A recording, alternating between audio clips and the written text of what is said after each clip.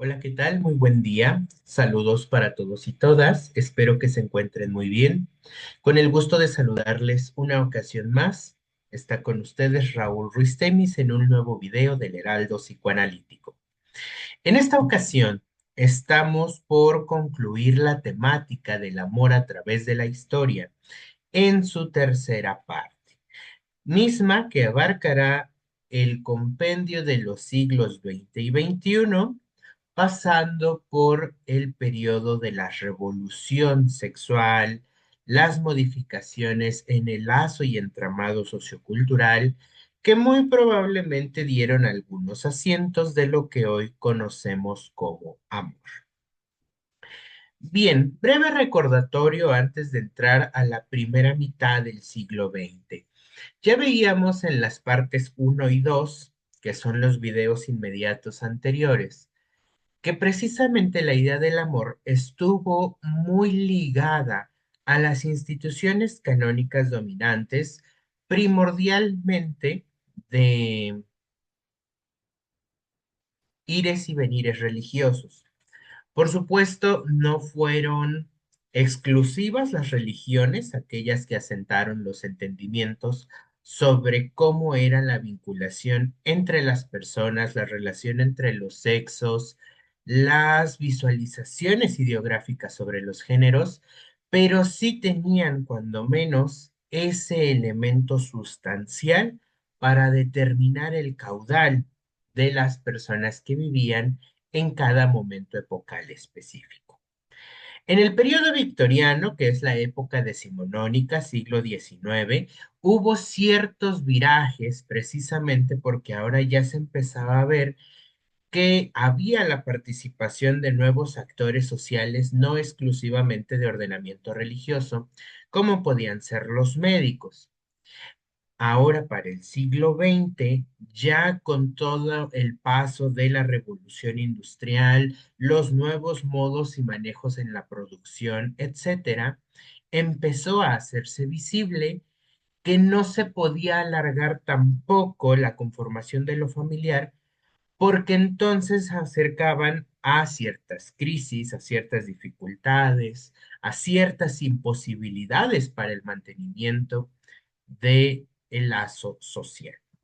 Entonces, es muy conocido probablemente por ustedes que a inicios del siglo XX, 1900, empieza también la disciplina psicoanalítica como un elemento revolucionario para el estudio no solo de la sexualidad, sino también de la cultura, de la familia, de la subjetividad. Y es en ese sentido como nosotros también nos vamos dando cuenta que empiezan a haber cambios desde lo académico hasta lo cotidiano. Les venía anticipando un poco estas modificaciones del escenario productivo, fabril, del comercio, etcétera, fueron haciendo que lo que antes eran lazos con adultos de cierta edad y mujeres jóvenes, ahora se fueran acotando las brechas. Y entonces hombres jóvenes podían empezar nuevamente a tener participación en el terreno, en el contacto, en el mercado de lo socioafectivo, pero necesitaban formarse, necesitaban obtener una profesión, necesitaban obtener estudios, necesitaban obtener elementos que de alguna manera permitieran la cimentación del patrimonio. Y estos medios eran los que se consideraban suficientes para el mantenimiento de una mujer a quien tomarían como esposa.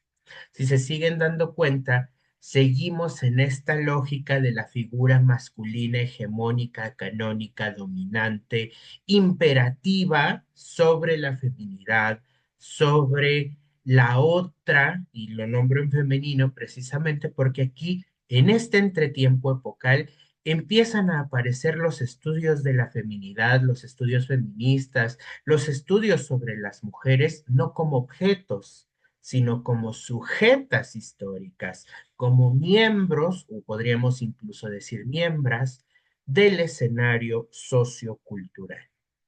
Por consecuencia, el no tener estos medios, perdón, para poder mantener a una familia, hacía también dificultoso que varones y mujeres jóvenes llegaran a relacionarse. Para poderlo afianzar, el vínculo empezó a ser meritorio de una triple finalidad, que era la duración a perpetuidad, la fecundidad y la transmisión del patrimonio que se lograra consagrar. Si de por sí también podíamos ver algunos dejos en las épocas anteriores de estos escenarios que ya denominábamos como lo que hoy consideramos clasista, sexista y por supuesto racista, en este momento cobran todavía mucho más fuerza porque ahora sí el patrimonio va a ser la bandera, va a ser el estandarte conforme las familias se van a ir organizando en la mayor cantidad de estratos de la pirámide social. La gente se casaba para siempre y entonces esa eternidad, esa perpetuación del lazo se pensaba, se vivía, se transmitía más como un cautiverio que como una loable decisión. Y entonces, ahí en el seno de esa familia perpetua, fecunda y transmisible del patrimonio cimentado, se buscaba que estos hijos llegasen a triunfar a partir de este pasaje por sobre los otros y sobre las otras, si no pertenecían al nivel que aspiraban pertenecer.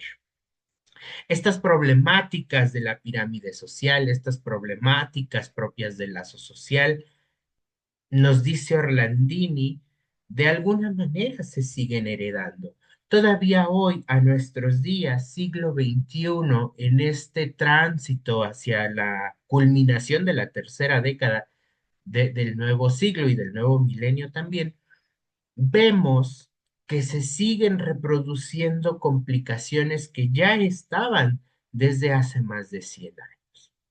Y por consecuencia, en este momento, las primeras 2 décadas, o incluso podríamos decir tres del siglo XX, los divorcios eran parte de lo impensable. Se vivían como vergonzosos, con connotaciones de fracaso. Se vivían como lo peor que le podía suceder a estas familias que se aspiraba fueran perpetuas, fecundas y transmisibles de lo heredable, de los valores, no solo en términos axiológicos, sino también en términos económicos. La disolución de los lazos entonces no estaba bien vista, no estaba lo suficientemente permitida en la cultura y es donde tuvieron ese resguardo las instituciones religiosas eclesiásticas que en otros tiempos habían incluso políticamente determinado, ahora lo hacían moralmente. Su poder se volvió mucho más sensible y a su vez también mucho más ambiguo. Aquí en estas familias de las primeras décadas, prácticamente la primera mitad del siglo XX, lo que vemos es esa búsqueda de obtener la mano de trabajo necesaria para mantener el nivel que habíamos alcanzado o al menos para no morir en el intento y perpetuar apellidos, perpetuar horizontes de sociabilidad, perpetuar clases, perpetuar cierto tipo de razas consideradas como especies superiores, ¿no? En su momento también ya hablábamos, por ejemplo, en el video de Carl Jung como heredero y opositor de Freud, como su propuesta es justamente una lógica de segregación sobre lo que él denominaba como el inconsciente ario. Si no han visto ese video, les recomiendo que lo puedan también ustedes por aquí rastrear en el canal para que de esa manera complementen esta información histórica en este tramo inicial del siglo XX. Ahora bien, tenemos el fenómeno, la eventualidad, el acontecer de la revolución sexual. Este hecho se inicia en los años 20, alcanzando su máxima expresión alrededor de los años 60 en el continente europeo y en Estados Unidos de América. Se fue expandiendo progresivamente a través de medios académicos y costumbres de diferentes países, sobre todo en aquellos donde, por ejemplo, no estaban los efectos tan adversos de los conflictos bélicos, o que pese a haber estado presentes, habían otras luchas internas que de manera civil se estaban librando. La revolución sexual se dice empezó con mayor fehaciencia, mas nunca terminó.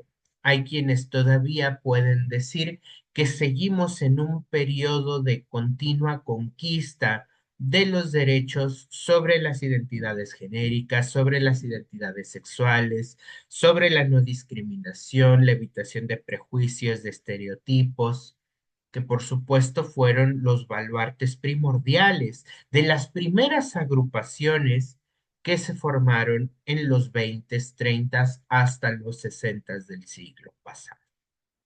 ¿Qué quiere decir revolución? Para Orlandini implica superar aquellas costumbres, mitos y valores que se oponían a la consideración de la sexualidad desde la libertad, desde la crítica, desde la creatividad. Implicaba también hacer una afronta a la doble moral, los prejuicios y las intolerancias que se vivían para todos y todas aquellas que no se sujetaban necesariamente a la heteronormatividad y, por supuesto, a la heterosexualidad obligatoria. Había privilegios que solamente se mantenían sobre ciertos personajes, había censuras que también aplicaban si te reconocías como un varón o una mujer homosexual, desde lo moral eclesiástico hasta lo académico científico. Un poco les comentaba eso la semana pasada, si ustedes recuerdan, como mucho de lo que clásicamente inició considerándose en psicoanálisis como perversión, venía también arrastrándose ya mucho tiempo atrás, desde estas consideraciones ideológicas, ideográficas, sobre lo no deseado, sobre los sodomitas, sobre los masoquistas, que se vinieron a revelar durante el tránsito de el amor en las monarquías, el romanticismo, y que era indeseable. Entonces, eso censurado desde lo moral, ahora también se censuraba desde lo académico, y por lo tanto la revolución sexual lo que buscaba demostrar era que no porque no se respondiera directamente a los intereses institucionales, tenían que ser considerados estos sujetos como enfermos, como problemáticos, como meritorios de eh, abyectar, ¿no? Eran, por supuesto, partícipes del escenario social, merecían respeto, merecían consideración, merecían atención a la salud, merecían gozar de la plena libertad de los derechos humanos que progresivamente también se fueron consolidando. Esto pues evidentemente también iba en búsqueda de evitar persecuciones, de evitar faltas de libertad, de evitar deprivaciones y por consecuencia evitar incluso la muerte. Es muy conocido que el siglo XX estaba caracterizado todavía por el uso de la fuerza desmedida y el castigo corporal como medio para evitar la expresión de todo aquello que se consideraba indeseable. La revolución sexual, entonces, en estos términos, se explicó por varias causas, es decir, varios elementos que fueron antecedentes suficientes como para que, al menos de manera coadyuvante, fortalecieran y robustecieran este devenir revolucionario. Entre ellas podemos mencionar la introducción de los antibióticos que hicieron posible la pérdida del miedo a través de las infecciones de transmisión sexual. Si ustedes recuerdan, uno de los actores más presentes, sobre todo en el último periodo del video anterior, que era el siglo XIX, época decimonónica, el escenario victoriano, pues eran justamente los doctores, ¿no? Y entonces ahí veíamos cómo a partir de su saber se racionalizaba, a la vez que también se infundía temor, desde una pretendida objetividad.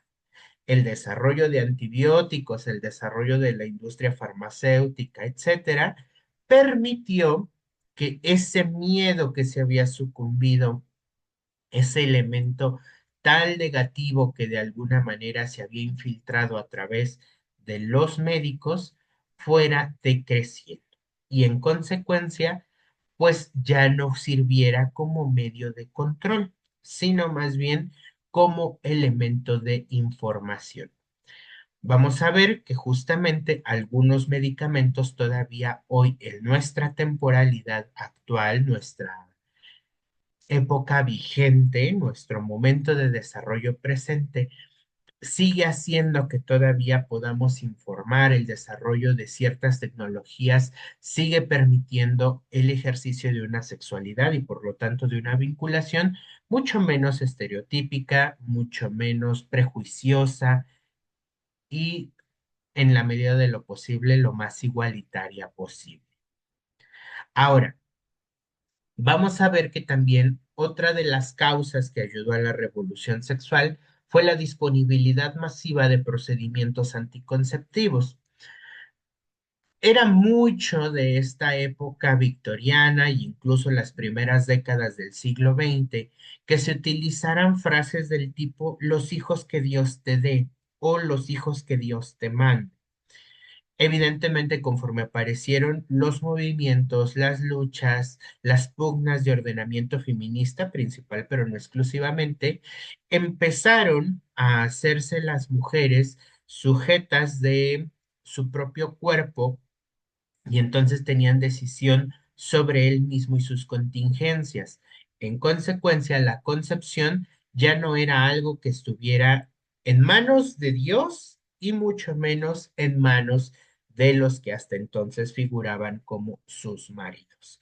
Ya podían empezar también a decidir sobre sus cuerpos y empezar a utilizar procedimientos anticonceptivos de barrera, hormonales, químicos. Obviamente, poco a poco, conforme avanzó la época del siglo XX, pues se fueron todavía haciendo mucho más asequibles para el grueso de la población, pero la llegada de la noción anticonceptiva permitió que el sexo fuera recreativo y placentero y no solamente cautiverio y de cumplimiento como había venido siendo prácticamente desde la época clásica con los griegos y los romanos. Los movimientos juveniles antiautoritarios, como por ejemplo, muy sonada, muy común, este colectivo hippie, por ejemplo, que rechazaban morales oficiales exaltando el amor y la paz como valores universales, permitieron también que la revolución sexual pudiese tener efectos benéficos en el territorio estadounidense sobre todo y europeo, como ya mencionábamos, pero también se fueron extendiendo hacia México, hacia Sudamérica, hacia el continente asiático. Poco a poco fueron apareciendo estas nuevas formas de gobernanza, de colectivos, de sindicatos incluso sobre personas que podrían haberse considerado en otro momento como minorías y se volvieron, por lo tanto, sujetos activos para poder solicitar algunas prerrogativas, para poder hacer la conquista de algunas garantías individuales y colectivas, por supuesto. Vemos las luchas feministas que no solamente fueron necesarias, sino también meritorias de reconocimiento para la consecución de la igualdad social, económica y sexual, así como la disminución de la influencia de las iglesias que predicaban su moral antisexual.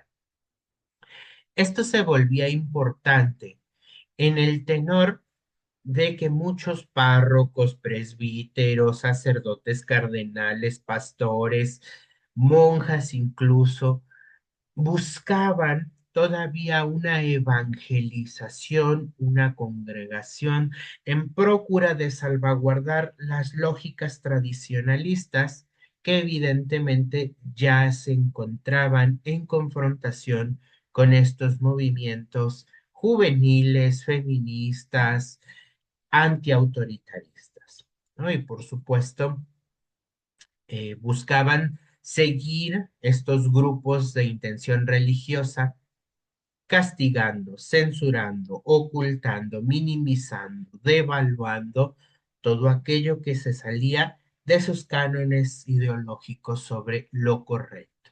El nombre de santidades, deidades, vírgenes, etcétera, y una mayor tolerancia social hacia la organización y lucha por los derechos civiles, donde entraban trabajadores fabriles, trabajadoras, trabajadores domésticos, poblaciones históricamente segregadas y desprivilegiadas, pues también fortalecieron mucho los alcances de la revolución sexual. Aparecieron, por supuesto, en ese tenor grandes figuras que quizá pueden escapar o estar presentes en nuestro imaginario, no lo sé, dependerá de cada cual, como Betty Joseph, por ejemplo, Simone de Beauvoir, Michel Foucault, intelectuales, varones, mujeres, que por supuesto contribuyeron desde sus respectivas trincheras a la desmitificación de todo aquello que había estado normado por la institución religiosa, la política autoritaria, la medicina clásica heteronormativa, y que, bueno, contribuyeron de manera directa o indirecta a la mejoría de los derechos civiles. Trabajadores, trabajadoras, asalariados, asalariadas, estudiantes, finalmente fueron beneficios alternos, colaterales, que si bien podrían a lo mejor haber estado previsualizados en algunas pesquisas previamente, tal vez no del todo, si ya lo consideramos en su más amplio espectro, ¿no? Ahora, ¿cuáles fueron los efectos y las manifestaciones de esta revolución sexual que se da a lo largo del siglo XX? Vamos a ver que aparece una mayor permisividad para poder estudiar, hablar, entender la sexualidad infantil y del adolescente. Les decía yo, el psicoanálisis de pronto con sus idas y venidas, con sus progresiones y regresiones, facilitó mucho que se pudiera tener esta temática como una línea de pensabilidad vigente. Evidentemente no fue la única disciplina. Sumaron mucho la psicología, la antropología, la sociología, y entonces empezar a hablar de sexualidad infantil y adolescente, sin esta visión estigmatizadora que se venía arrastrando, o al menos con la confrontación directa a la misma, permitió que existieran mayores estudios al respecto. En psicoanálisis, que es la línea temática que nos interesa en el heraldo psicoanalítico con predominancia, tenemos grandes autores y autoras como por ejemplo Melanie Klein, Donald Winnicott, François Dolto, que aun cuando ya decíamos también en algún video que con Dolto tenemos algunos asegúnes importantes de no perder de vista, los miramientos siempre a la excepción son valiosos. Y por consecuencia, son aportes que de alguna u otra forma vinieron a asentar el precedente, a distinguir el antes y el después, la posterioridad a todos estos efectos benéficos de las nuevas organizaciones sociales, civiles, académicas, médicas, etcétera. Como efecto también se tuvo esta oportunidad de, a partir de una menor edad, iniciar las relaciones amorosas. Si bien la adolescencia es el periodo de mayor cambio corporal, subjetivo, familiar, social, cultural, en términos de las relaciones amorosas, también implicaba un paso importante. ¿Por qué? Porque entonces, de alguna manera, podían acceder a lo que se conoce hoy como educación sexual. Tal vez no de la mejor manera, tal vez no de las mejores formas como se esperaría, porque todavía hoy hay una deuda en territorio de educación sexual, pero al menos la concientización en la participación de los efectos que pueden tener algunas relaciones erótico-afiliativas que ponen en peligro a las personas que se ven involucradas en ello, el uso adecuado de cierto tipo de anticonceptivos, el impacto del uso prolongado de ciertas sustancias. la cohabitación, el tipo de emociones, afectos, sentimientos que se pueden desarrollar de manera tierna, su diferenciación con el erotismo. Poder permitir a las juventudes ir conociendo poco a poco, progresivamente, todos esos avatares, también fue un beneficio, un efecto, una manifestación que hoy podemos constatar de lo que fue esa lucha en la revolución sexual. Se perdió la importancia de la virginidad femenina como uno de los tabúes fundantes de los entendimientos de lo social, como de pronto este aspiracionismo al puritanismo que también ya cuestionábamos en un video anterior, ayuda a que las mujeres no se vivan solamente como objetos, sino como sujetos, mujeres activas, mujeres que pueden decidir sobre su sexualidad. Y entonces no es que pierdan la virginidad, sino que pueden conquistar, pueden descubrir, pueden identificar su erotismo, su pasionalidad, sus registros de lo placentero en terreno de la sexualidad. Vienen a aparecer elecciones de pareja a través de enamoramientos y ya no solo a partir de dedazos institucionales o convicciones patrimoniales.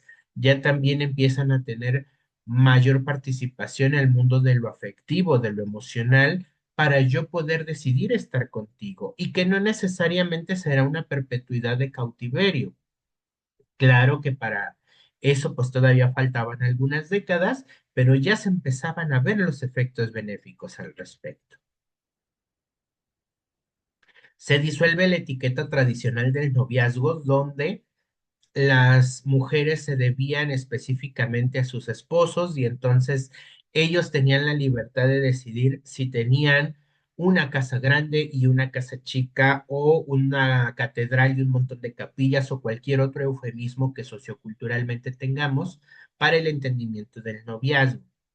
Empiezan a reconstruirse, a deconstruirse, a reconsiderarse todas estas prácticas del pedimento de mano, de los contratos nupciales o prenupciales, de los acuerdos esponsales, como también ya los comentábamos en algún otro momento. Y entonces empiezan a disminuir las rigideces sobre lo que se consideraba propio para cada uno de los géneros. Esto ayudando, por supuesto, también a que haya una mayor distensión, es decir, que se aminoren los efectos de la guerra entre los sexos, entre hombres y mujeres, entre el pretendido sexo fuerte y el pretendido sexo débil. Se empiezan a dar cuenta que más allá de ser excluyentes, empiezan a ser colaboracionistas, empiezan a ser sinérgicos, empiezan a necesitarse no por una cuestión de formalización familiar, biológica, moralista, sino por un deseo de permanecer, de crear proyectos, de generar un lazo familiar más allá de la expectativa sociocultural, eclesiástica, canónica, a lo mejor alrededor de sus grupos familiares. Algo que también se ve es el aumento de la infidelidad femenina, los cambios en las parejas y los divorcios. Ojo, aquí aunque puede sonar tendenciosa la frase, Orlandini nos muestra. Recuerden que generalmente el infiel era el varón y era bien aceptado, no era ni siquiera repudiado o rechazado, llegaba incluso a ser vanagloriado. El incremento de las posibilidades de las mujeres como sujetas activas de su cuerpo, de su territorialidad subjetiva y corporal, permitía que, ok, si en algún punto ya no quiero estar contigo, nos vamos a separar, nos vamos a divorciar, terminamos nuestro compromiso, acaba nuestro concubinato, entonces puedo acceder también a otros registros de relaciones adicionales a esta que tuvimos. Evidentemente, el factor moral, esta conciliación ideológica, pues no avanzó tan rápido como los efectos de las prácticas y entonces eran todavía muy censuradas, muy criticadas, muy rechazadas, pero que al final de cuentas pasó.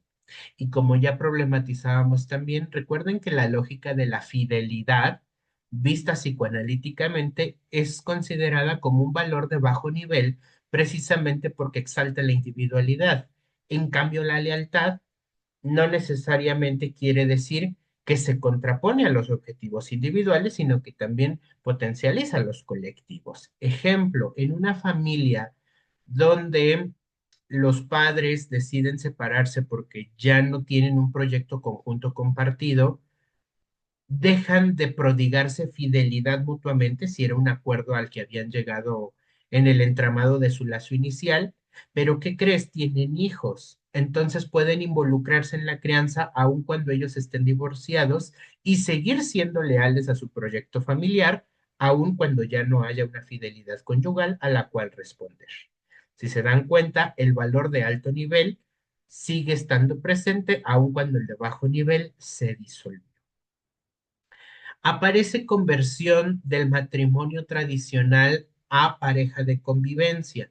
Y entonces aparecen estas lógicas de los roomies, aparecen estas lógicas de los concubinatos, de los cónyuges o de los amaciatos, como lo pensaríamos un poco desde esta moral ideológica católico-cristiana castigadora. No porque no existieran antes, sino porque ahora ya podían tener mayores posibilidades de representación en la literatura, en tiras cómicas, en la televisión, en películas, en telenovelas, en radionovelas, en el mundo social. Y entonces ese cautiverio del matrimonio dejó de ser la opción para convertirse en una de las opciones. También susceptible de críticas, de mejoras, de reconstrucciones, de deconstrucciones hasta lo que conocemos hoy como el,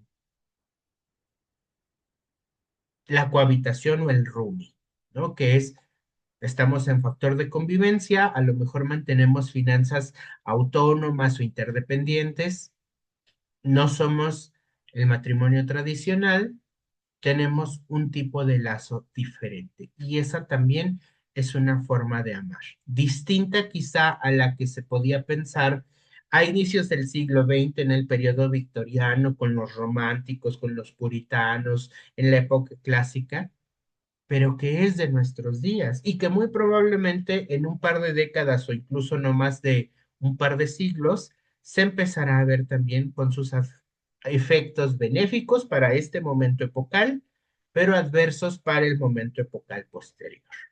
Eso nos tocará no perderlo de vista, que toda la manera de relacionarnos siempre es transitoria. Aparecen relaciones de parejas más democráticas, la división del poder en los espacios intrafamiliares, también empieza a diversificarse el poder económico, el poder político, dentro del escenario conyugal familiar empieza a volverse más democrático, empiezan a aparecer más posibilidades del diálogo, de la conversación, del común acuerdo, y esto pues también cercano al desarrollo de modelos de intervención que facilitaran los proyectos para las parejas que decidieran conservarlos o disolverlos para aquellas que decidieran darlos por concluidos, ¿no? En este caso, las psicoterapias de pareja, la sexología, la psicología, la psiquiatría, son algunas de las ramas que, por supuesto, disciplinar y académicamente vinieron a afianzar muchos de los saberes que permitieron abrir el abanico de posibilidades desde los movimientos cercanos a la revolución sexual. Si se dan cuenta, son cuestiones muy interesantes que hoy ya damos por sentadas, pero que en su momento fueron sin duda alguna importantes para el tejido, el cambio, la modificación del lazo social. Llegamos entonces a los años 90. Les advertía yo, Orlandini se queda hasta aquí en su texto que tenemos de base, que es este, El enamoramiento y mal de amores, porque es hasta donde él logra escribir. Vamos a complementar con una fuente adicional. En los años 90 aparece algo que todavía hoy en nuestro discurso parece que sigue presente, que es la lógica del narcisismo. Orlandini rescata a algunos pesimistas opinaban que a fines del siglo XX el amor estaría muriendo por el narcisismo patológico de las personas, una exageración de el éxito, búsqueda incesante, ambicionante por lograrlo y una intensidad cada vez mayor sobre el estrés. O sea, con el fin de siglo, con el fin de milenio, con el fin de la década de los años 90 del periodo del siglo anterior, se veía un acabose general. Muchos y muchas psicoanalistas se sumaron a esta visión detrimental y con alarma afirmaban que crecían las personalidades narcisistas caracterizadas por escasa capacidad para el amor, el compromiso y la solidaridad. Ahora, como en todo dentro de psicoanálisis, siempre debe de verse el detalle, siempre debe de verse con lupa esos escenarios recónditos de la relación entre los sexos y los géneros, entre los sujetos del lazo social, entre las personas. ¿Por qué?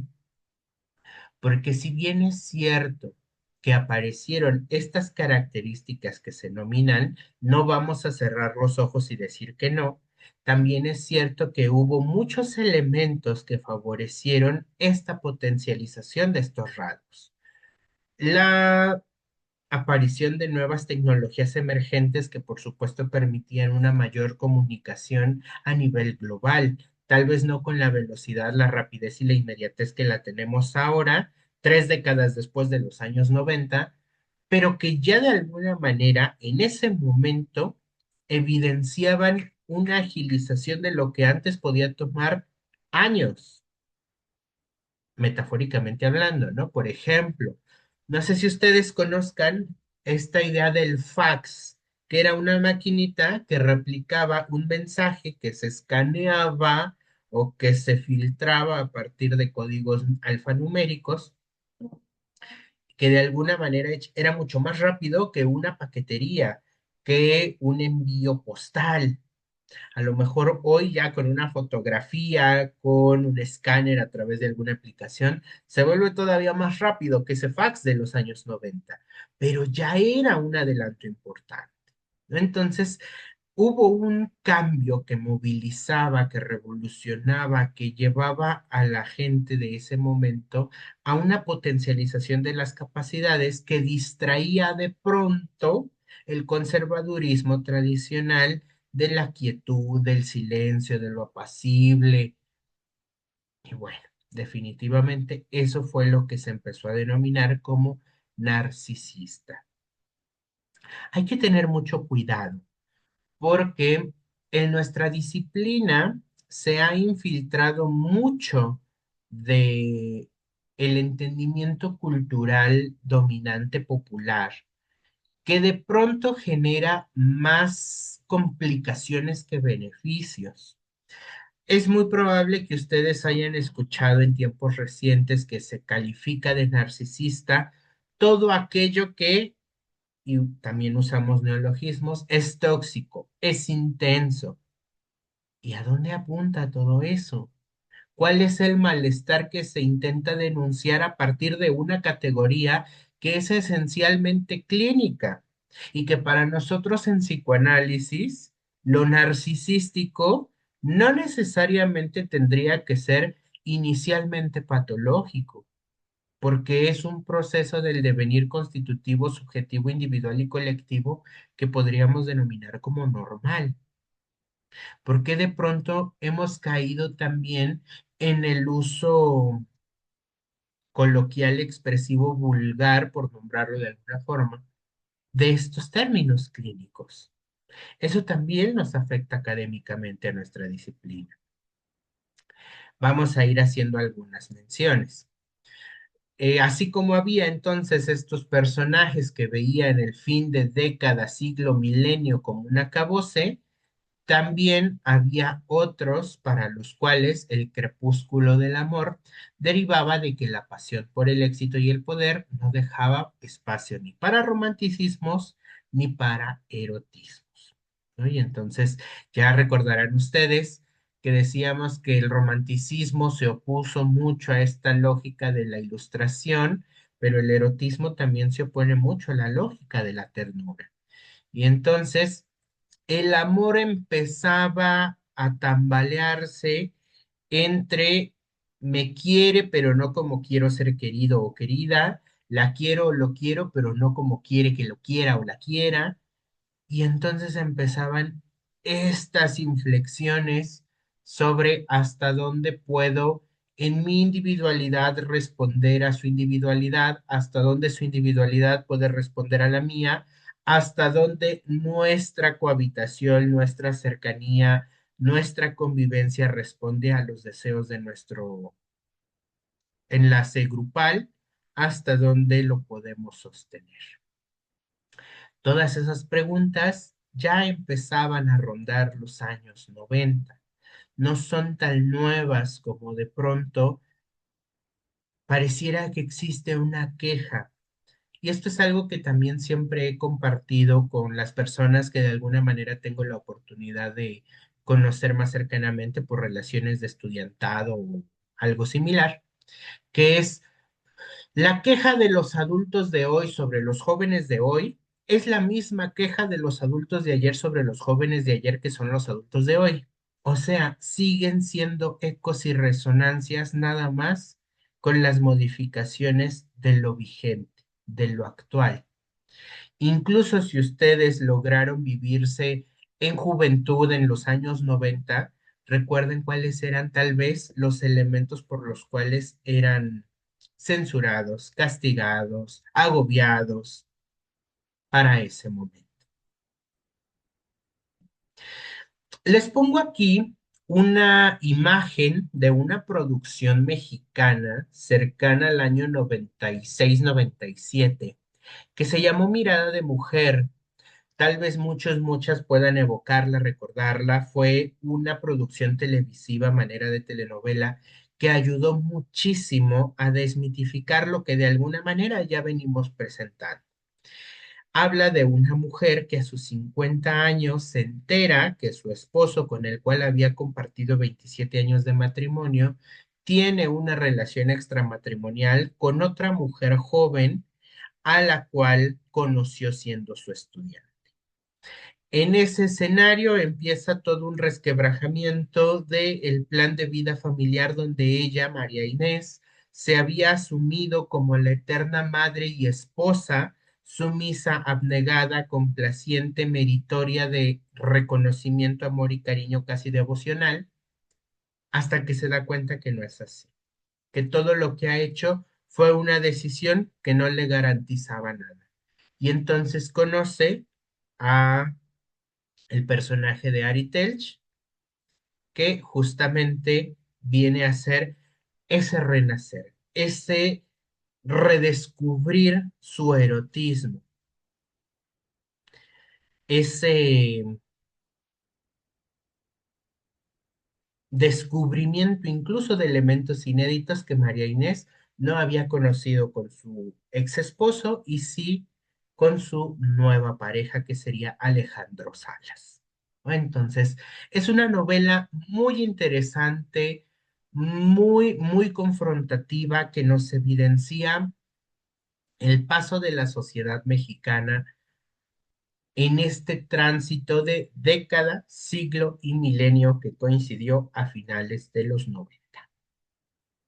Orlandini nos dice que el erotismo en general, en esta época, en esta década, presentó un desarrollo particularmente contradictorio. ¿Por qué? Porque había sido deteriorado por el estrés ocupacional. Gente con más trabajo, gente con más carga administrativa, con la agilización tecnológica que para ese momento era mucha, pues por supuesto que se aceleraron los ritmos de vida cotidianos y empezó a aparecer una falta de seducción, una falta de enlazado social, erótico, afiliativo, adicional al temor que había sobre algunas infecciones de transmisión sexual, como era en ese momento el SIDA. ¿No? Ustedes recordarán que los años 80, 90 estuvieron muy marcados, al menos en México, por esta situación del SIDA.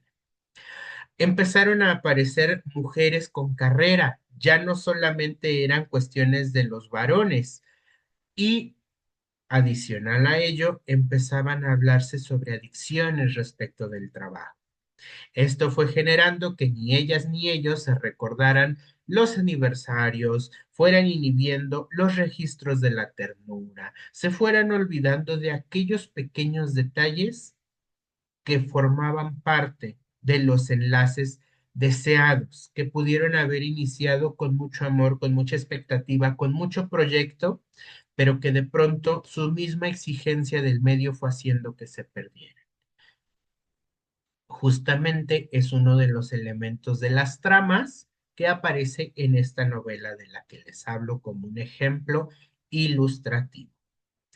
Parecían las personas mucho más atraídas por la subjetividad, es decir, por el otro en tanto otro, y ya no solo por el cuerpo, pero aún así no lograban establecer el contacto ni tierno ni erótico. Era una época de mucha complacencia corporal, desligada de elementos tiernos y donde había ternura, no había contacto sexual satisfactorio y entonces por eso Orlandini dice, fue una década muy contrariante en sí misma.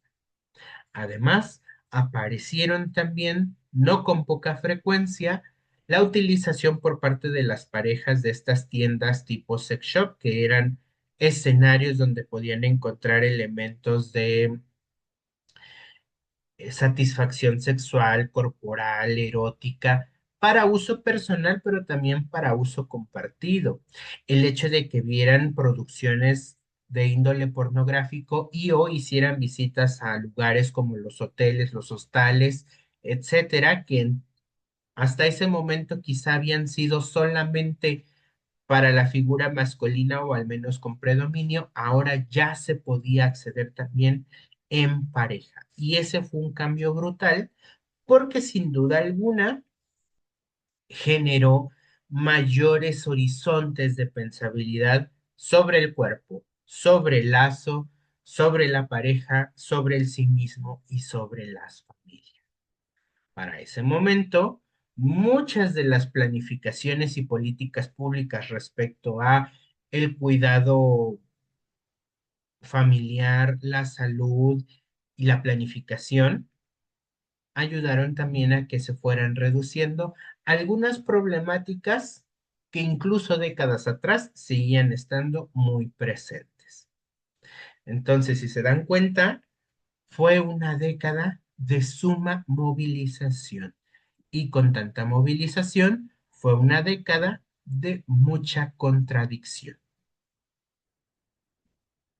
Vemos entonces la aparición de los adolescentes y los jóvenes con algunas características específicas también. Si ustedes recuerdan, en aquellos años, en los noventas en México, ochentas, noventas, vamos a usar ese binomio de décadas, estaban mucho las bandas juveniles, Timbiriche, Flans, Mecano, no solo en México, por supuesto, España, Argentina, Latinoamérica, etcétera. Venía mucho este eco y resonancia de las épocas pasadas, ¿no? Por ejemplo, si ustedes recuerdan, Vaselina era una evocación de los años 50, pero pues ya adaptada a los 80s, 90. ¿Qué pasó con estos adolescentes y jóvenes? A nivel de las pasiones, a nivel de los afectos, a nivel de la vida afectiva, empieza a verse que desde los 12 años pueden ya relacionarse, si se dan cuenta, es el efecto de la revolución sexual. Y entonces ya no solamente hay ligue o histeriqueo, noviazgo, amigobios, a los veintitantos, a los diez y tantos, ya desde épocas muy tempranas como pueden ser los fines de la primaria, si tomamos de referencia los grados académicos, o el inicio de la secundaria, ya había esta posibilidad de empezar a contactar con la ternura del amiguito, la amiguita, el otro, la otra que me resulta deseable y le resulto potencialmente deseable también. Entonces, este reconocimiento de los afectos desde una temprana edad permite que conforme viene desarrollándose el progreso normal de crecimiento y de desarrollo individual y colectivo, pues puedan ponerse más al servicio y no en detrimento del sujeto mismo. Las amistades empiezan a representar uno de los valores supremos donde hay mayor transparencia y lealtad contrastado con los adultos. Si ustedes recuerdan también, las amistades de los años 80, 90 eran el lazo primordial que amalgamaba a los jóvenes de las preparatorias, las secundarias, las universidades. Una producción muy reciente que se hizo a través de esta plataforma de streaming de Amazon es Nadie nos va a extrañar, que justamente habla de estas cuestiones adolescentes, juveniles, del enlazado que va surgiendo a partir de los afectos y cómo las y los amigos se vuelven un punto de referencia importantísimo desde ese momento epocal.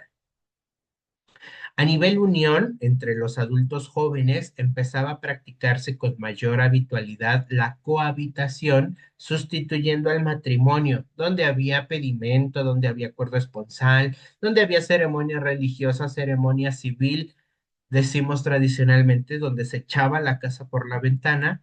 Ahora ya había esta posibilidad de acercarnos a mantenernos juntos, mantenernos unidos, compartir a lo mejor los gastos, las facturas, la despensa, aunado, por supuesto, a las crisis y políticas económicas financieras que se vivían en ese momento. La unión para estos jóvenes que cohabitaban más allá de matrimoniarse o no, se fundamentaba justamente en el entendimiento sexual, sin la necesaria pretensión de tener hijos o de crear un patrimonio conjunto. Empiezan a existir estos planes de crecimiento académico, profesional, laboral, el generar algún tipo de negocio de ingreso extra que les permita sustituir el hijo real por un hijo simbólico, un producto compartido, al cual, vamos a ponerlo en estos términos, se le puede dar continuidad independientemente de si la pareja decide o no seguir. Se dan cuenta, el proyecto vital de la pareja empieza a diferenciarse con mucho mayor notoriedad del proyecto vital familiar. Y sobre el amor, no se consideraba ya para ese momento la juventud adulta de los 90 un fracaso, una divorcialidad o un proceso de separación si era por desenamoramiento. Como nuestra unión era a partir del entendimiento recíproco, si de alguna manera nos desentendíamos, había posibilidad de disolver el lazo, sin tantos dramas, sin tantas dolencias, sin tantas afecciones. Obviamente, esto todavía para muchos puritanos, románticos, esencialistas clásicos, puede verse como un acabose, como un elemento de falta de compromiso, como un miedo a la responsabilidad. No se dan cuenta que son cambios sociales que se han venido dando y que seguirán dándose, adoptando nuevas formas. Para ese momento, los miembros de las parejas ya son vistos como socios, donde deben de responder quizá a ciertos intereses, ciertas actitudes, ciertas aptitudes, más que a ocupar un lugar única y exclusivamente como si fuera reconocimiento o trofeo. Curiosamente, la infidelidad se vuelve menos frecuente. ¿Por qué? Porque como ya existe la posibilidad de separarnos cuando nos desentendamos erótico-afiliativamente, entonces ya no hay necesidad de la ultranza, del engaño, de la mentira. Ya se puede acceder a un nuevo modelo de ética relacional, ¿no? Y entonces si en un punto decidimos que hasta aquí llegamos y vamos a abrirnos a conocer a otras personas o nos vamos a dar un tiempo para que también tú y yo podamos conocer a alguien más o algunos, algunas más, o si podemos incorporar a otro, otra alguien para ver si en grupalidad funcionamos más, desde el final de los años 90 ya se estaba dando. Y entonces vienen los psicoanalistas puritanos, porque desgraciadamente me consta que existen y he estado relacionado al menos en diálogo con ellos, desafortunadamente, sosteniendo la idea de si son más de dos, entonces es perversión. Si no logran mantener un matrimonio, pues son una pareja de perversos. Si diversifican sus prácticas sexuales, entonces hay perversión nuclear en el vínculo. ¿De dónde salen ese tipo de ideología, de discursos, precisamente de todas aquellas prácticas ideológico-político-académicas que se vienen heredando generación tras generación? Psicoanalíticamente no podemos hacer una valoración de un fenómeno vincular subjetivo si no es a partir del entendimiento de la subjetividad o el vínculo en específico. Obviamente tenemos horizontes de pensabilidad teóricos, pero no podemos perder de vista que nuestra teoría es punto de partida y nunca punto de llegada. Si vamos a ir a involucrarnos al terreno social queriendo constatar lo que ya sabemos, vamos a errar nuestro ejercicio profesional.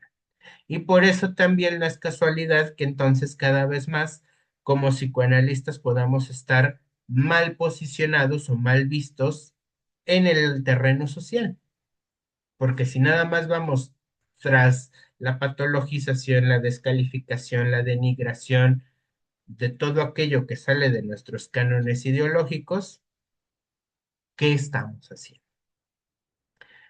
Ahí hay un escenario muy, muy importante de deconstrucción, de replanteamiento, de reconfiguración sobre la pensabilidad que probablemente hasta ahora sigamos sin querer voltear a ver qué estamos haciendo al respecto. Como académicos, como docentes, como psicoanalistas, como psicólogos, como psicoterapeutas, podemos reconocer la alteridad aun cuando confronta nuestra posición subjetiva política, conyugal, familiar, de pareja, de cada cual. Esas son las preguntas que yo dejo para ustedes, por supuesto, esperando que se puedan sumar al diálogo si es que quieren compartir su apreciación.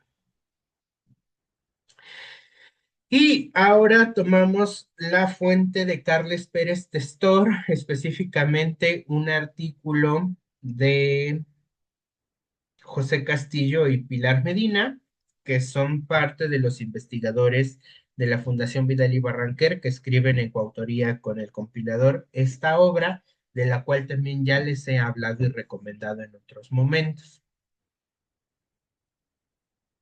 Con su propuesta, con su investigación, vamos a entender el siglo XXI en devenir, cómo está el amor o los lazos o los vínculos en lo que llevamos de este siglo XXI. Nos dicen los autores que puede ser generalizado al conjunto de la población occidental. Consideremos que Occidente pues contempla más de Europa y América, algunas partes de África, no necesariamente países del continente asiático y mucho menos de la parte del Medio Oriente. Vamos a considerarlo de este lado del mapa. Tres elementos que serían contrarios al desarrollo de vínculos seguros en las parejas. Es decir, tres problemáticas, tres situaciones, tres acontecimientos que están haciendo que cada vez más haya mayores dificultades para establecer lazos de amor y que hasta cierto punto podrían evidenciar una especie de fantasía autocumplida sobre el narcisismo patológico que ya vaticinaban los psicoanalistas en los años 90 de manera concomitante. Estos tres fenómenos son el énfasis en el individualismo como valor de éxito social, es decir, el primero yo, luego yo y después yo. El impacto de las redes sociales como segundo punto, entendiéndose a lo mejor ya no las clásicas que empezaron como Twitter y Facebook, sino todas aquellas que son muchísimo más abarcativas como TikTok, como el Snapchat y algunas otras que son de mero consumo de contenido sin una socialización. Y número tres, el mantenimiento de una socialización basada en roles de género tradicionales. ¿Por qué de pronto vemos que hay un vuelco, una especie de retorno de lo que se supone fue motivo de revoluciones del siglo pasado? Vamos a ver un poco de cada uno de estos tres puntos. Sobre el primer elemento, que es el otro como variable secundaria de las relaciones, vamos a ver que hay una tendencia a esta lógica del individualismo autosuficiente, narcisista, asociado al éxito y al poder que dificulta la confianza en el otro y la empatía. Muchos adultos, vamos a poner una brecha generacional, a lo mejor entre circulantes de la mediana edad, que son de ahí de los 45 a los 60 y tantos años, se quejan o reprochan a generaciones jóvenes, vamos a poner que van desde los 20 hasta los 40 y tantos, son los nuevos adultos, o los adultos chiquitos, como de pronto llegamos a escuchar en las redes sociales, que ya no saben mantener una relación, que ya no saben sostener un vínculo. Lo que no se dan cuenta es que los referentes para poder hacer las evocaciones identificatorias que soporten estos nuevos vínculos, pues eran precisamente su generación. Y que su generación también se enfrentó a problemáticas identificatorias muy fuertes con la que hoy serían los adultos mayores que están entre los 65 y 80 años. Y en consecuencia, esta problemática generacional viene a representarse ahora impactando en generaciones relativamente jóvenes, pero no porque sea suya, sino porque es el efecto desencadenante, terminal de problemáticas que se vienen arrastrando generaciones tras generaciones tras generaciones. Claro que si en los años 90 ya la movilización tecnológica era sumamente dificultosa y conflictuante para las relaciones ligadas al erotismo y la ternura, ahora es todavía mucho más intempestiva porque ya no solamente es una digitalización, sino también una artificialización de las relaciones. ¿Hasta qué punto inteligencias como ChatGPT, Gemini, entre tantas otras que hay que son lógicas generativas de una realidad virtual, no precisamente son también un producto, un efecto de esa distancia que se venía imponiendo años y años y años atrás? Sí, podríamos ponerlo en los siguientes términos. Es el síntoma actual. ¿Cuáles son sus causas antecedentes? ¿Cuáles son esas variables que permitieron que hoy esto sea un problema? Evidentemente, en esta capacidad de confiar o no en el otro, pues se juegan los cuidados tempranos, las primeras grupalidades de socialización en los escenarios culturales donde se desarrollaban niños y niñas, cómo han sido las figuras de referencia a nivel social, docentes, padres de familia, eh, actores sociales, médicos, enfermeros, doctoras, maestras. ¿Cuáles son esas fuentes de identificación que están o no permitiendo a las subjetividades en crecimiento adoptar rasgos benéficos para su yo y para el establecimiento del lazo con el otro?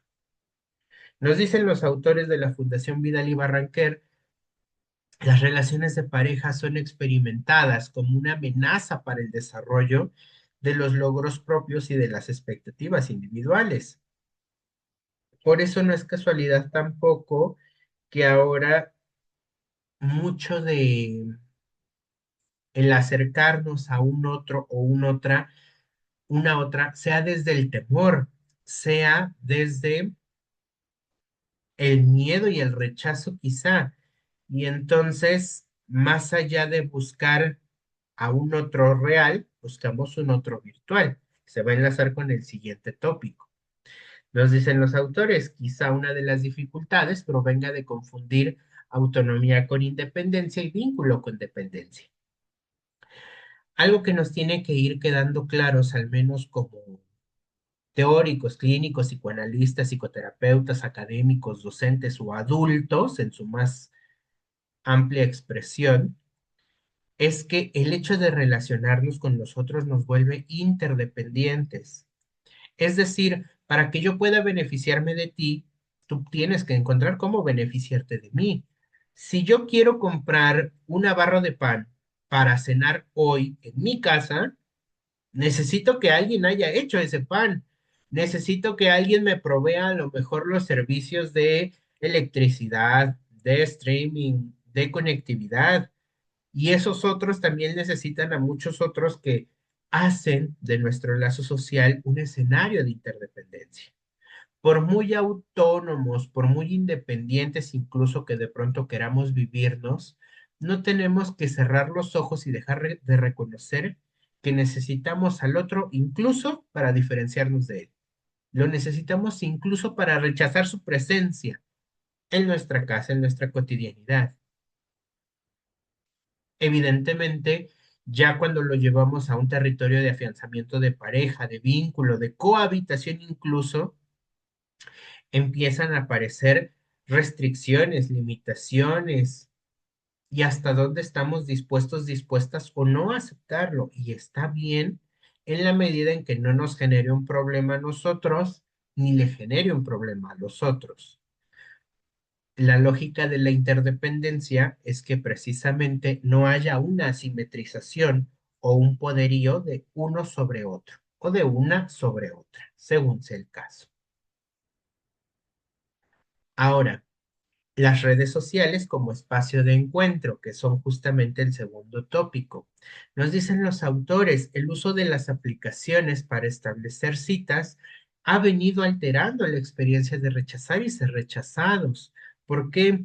Porque esta humillación, esta pena, esta detrimentación que de pronto puedo sentir cuando me le declaro a alguien o le digo que me gusta o le quiero hacer un presente que forma parte de las experiencias del reservorio afectivo que podemos llegar a vivenciar, se ha vuelto cómodo, se ha vuelto impedido y se ha vuelto hasta cierto punto inaccesible también a partir del me gusta, no me gusta, izquierda o derecha.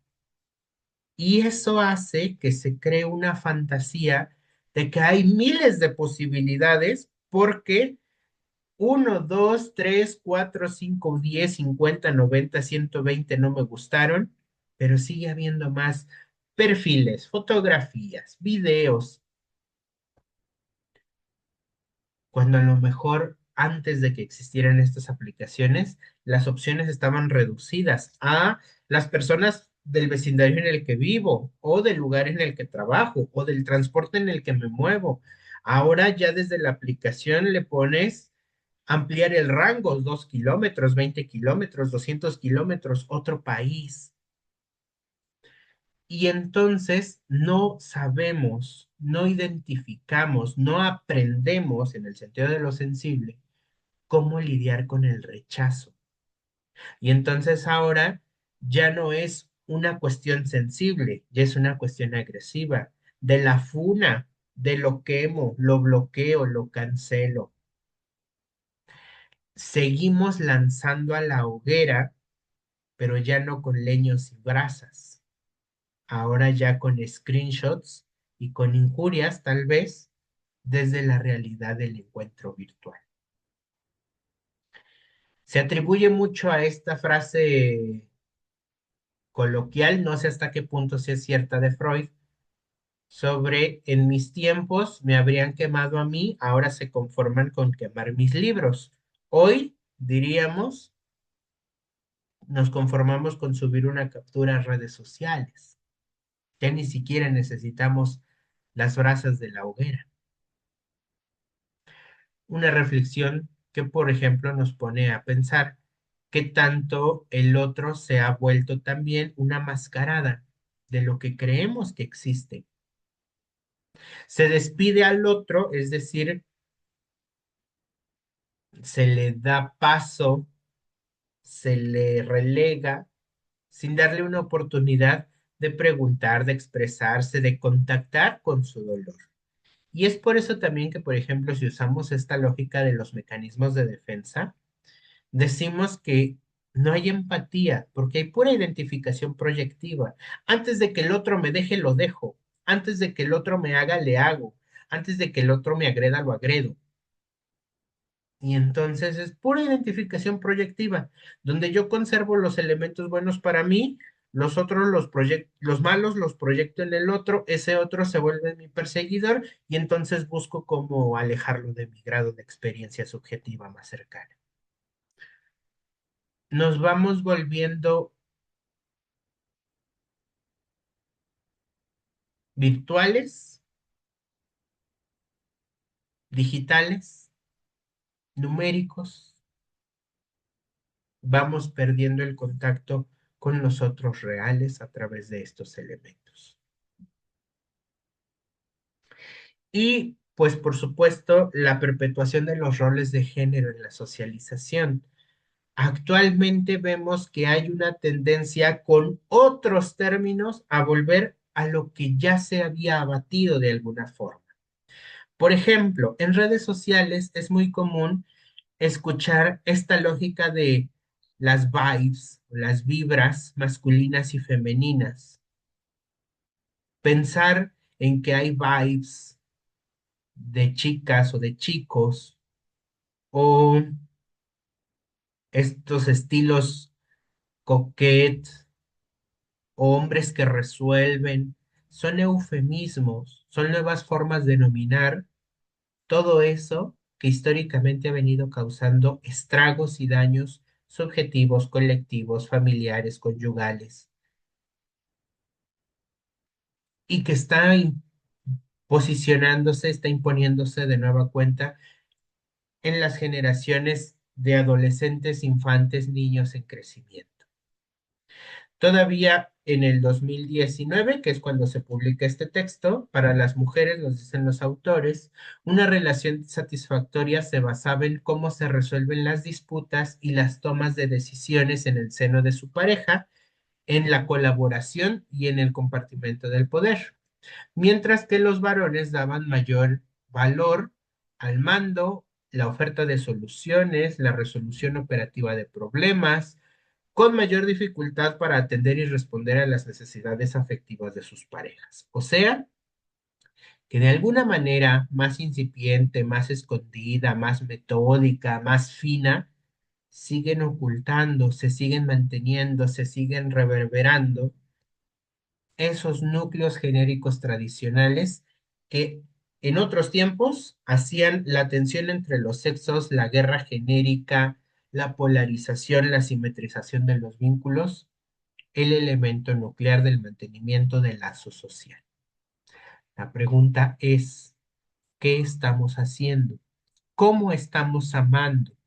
¿Qué pasa, por ejemplo, en las relaciones propias de sujetos, sujetas que se viven desde la diversidad, la disidencia, la multiplicidad erótico, genérico, sexual, afiliativa?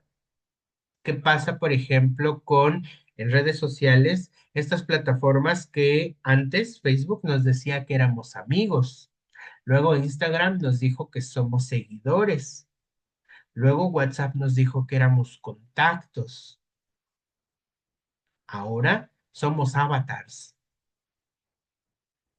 ¿Qué pasa con todo eso en nuestras formas de relacionarnos y de hacer el amor? No llevando la pregunta exclusivamente a terreno sexual como se ocupa tradicionalmente, sino de producir emociones, afectos, sentimientos, lazos, proyectos conjuntos.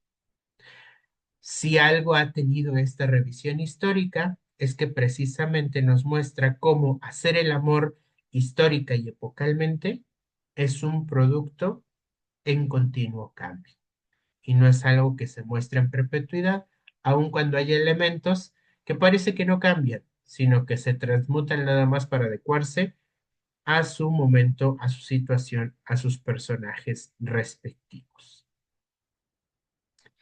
Y con esto, amigas y amigos del Heraldo Psicoanalítico, concluimos las revisiones históricas de esta temática que nos ha convocado durante el mes de febrero. Ya tienen en pantalla las referencias. Orlandini, El enamoramiento y el mal de amores, publicado por el Fondo de Cultura Económica en México. Este texto está muy interesante, tiene muchos capítulos sobre el amor, sobre sus vaivenes, sobre sus componentes, la génesis, el enamoramiento y su entendimiento literario, académico, etcétera. Y Psicoterapia Psicoanalítica de Pareja de Carles Pérez Testor, una obra mucho más técnica, mucho más académica, mucho más psicoanalítica para psicoterapeutas, psicólogos, profesionistas que trabajen la salud mental, sexual, familiar, conyugal de pareja en ámbitos públicos, clínicos, privados, individuales, vinculares. No olviden seguir las redes del Heraldo Psicoanalítico. Yo sé que de pronto el entablar una conversación a través de comentarios, likes, reacciones puede ser frío, distante, virtual, pero tratemos de mantenernos lo más cercanos a la interlocución que podamos.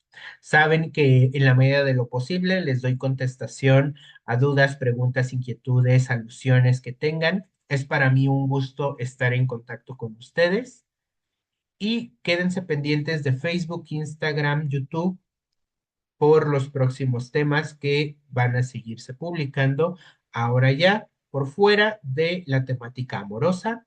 El mes de febrero ha terminado y con ello nuestro especial. No quiere decir que no podamos tocar la temática con otro giro en otra ocasión, pero por ahora es todo de mi parte. Que estén muy bien y hasta luego.